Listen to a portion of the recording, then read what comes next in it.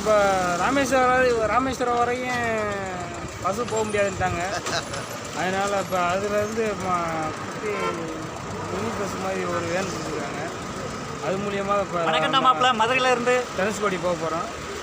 Next உங்களை தனுஷ்கோடியில் meet பண்ணுறேன். பசங்கள்லாம் பார்த்தீங்கன்னா இறங்கிட்டு இருக்காங்க ஒரு வேனுக்காக.